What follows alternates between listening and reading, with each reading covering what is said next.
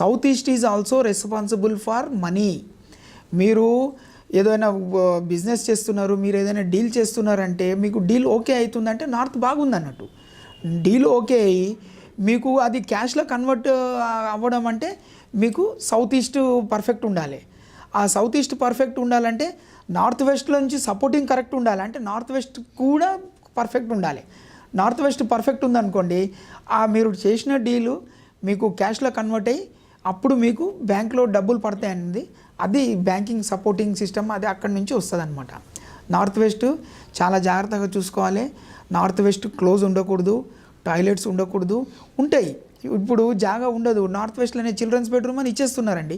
Children's బెడ్రూమ్లో ఒక కార్నర్లో టాయిలెట్ కట్టేస్తారు, లేదంటే కామన్ టాయిలెట్ బయట కట్టేస్తారు ఒకటి.